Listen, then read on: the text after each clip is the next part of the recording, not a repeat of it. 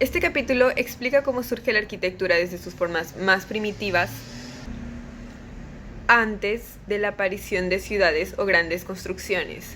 Kosov plantea que la arquitectura no empieza con edificios monumentales, sino con el momento en el que el ser humano empieza a organizar y darle significado al espacio que habita. La idea principal del capítulo es mostrar una forma de evolución. Primero aparece el refugio como necesidad de protección, luego el espacio adquiere un valor simbólico y finalmente la arquitectura alcanza una escala colectiva mediante monumentos relacionados con el paisaje y el cielo. El comienzo y el refugio. En los primeros grupos humanos aparece una necesidad básica, protegerse del clima, de los animales y de las condiciones del entorno. Por eso, uno de los primeros espacios utilizados fueron las cuevas naturales. Funcionaban como refugios porque ofrecían seguridad y protección. Sin embargo, estas primeras formas de habitar no era todavía arquitectura construida, sino adquisición del espacio natural. Adaptación. Dentro de estos refugios se desarrollaban actividades como el descanso, la preparación de alimentos y la reunión del grupo alrededor del fuego. El fuego tenía un papel importante porque se convirtió en un punto de encuentro y organización en el espacio interior. Con el tiempo, el ser humano comenzó a crear sus propios refugios utilizando materiales disponibles en el entorno como madera, huesos y pieles. Un ejemplo importante es Terra Mata, considerado uno de las grandes primeras construcciones artificiales. En este lugar aparecen evidencias de chozas construidas con postes de madera donde el espacio ya tenía una organización del fuego. Esto demuestra un cambio importante en el ser humano y de hecho deja de solo ocupar el espacio natural y empieza a transformarlo. La cueva no fue únicamente un lugar de refugio. Kostov explica que algunas cuevas tuvieron también un valor simbólico y ritual, convirtiéndose en espacios sagrados. En las zonas más profundas aparecen pinturas rupestres, principalmente de animales y escenas relacionadas con la caza. Un ejemplo es la cueva de Lascaux, donde las pinturas no parecen estar colocadas simplemente como decoración, sino que podrían estar relacionadas con rituales o creencias de estas sociedades. La ubicación de esas pinturas es importante, porque muchas se encuentran en zonas profundas y difíciles de acceder. Esto genera una separación entre el espacio cotidiano y un espacio más simbólico.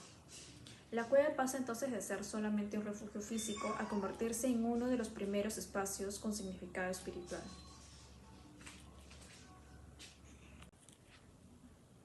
Durante el Paleolítico, las sociedades eran principalmente nómadas, por lo que la arquitectura estaba relacionada con la movilidad.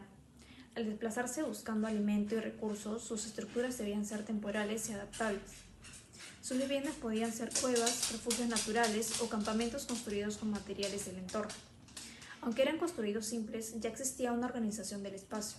El fuego funcionaba como centro de la vida social, alrededor del cual se realizaban actividades como cocinar, reunirse y descansar. Además, en este periodo aparecen otras manifestaciones espaciales importantes como los monumentos simbólicos y también las primeras prácticas funerarias.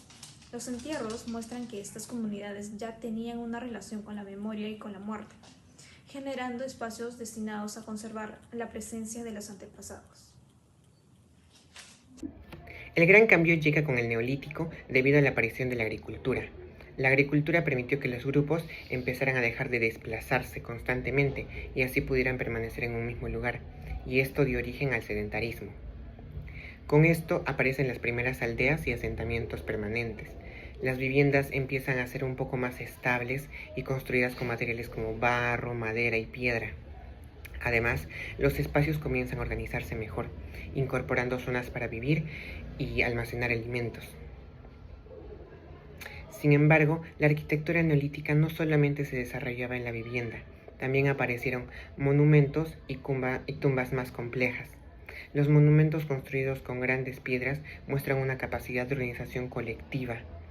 Estas construcciones, conocidas como megalitos, requerían un trabajo conjunto y tenían funciones rituales o ceremoniales. Un ejemplo muy importante es Stone Age, un conjunto de grandes piedras relacionados con la orientación del Sol y ciertos ciclos naturales. El título del capítulo habla de la relación entre la cueva y el cielo. Mientras la cueva representa el espacio interior protegido y relacionado con la tierra, el cielo representa la apertura del espacio y la orientación.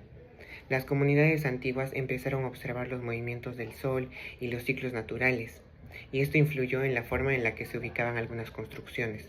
El cielo se convirtió en una referencia para organizar el espacio, relacionando la arquitectura, el paisaje y la naturaleza. En conclusión, Kostov muestra que la historia de la arquitectura comienza mucho antes de los grandes edificios. Comienza cuando el ser humano comenzó a buscar un refugio, a organizar un espacio para vivir y poco a poco le dio el significado a este mismo. La evolución va desde la cueva como protección, pasando por los asentamientos del Neolítico hasta llegar a monumentos que expresan la identidad y creencias de una comunidad.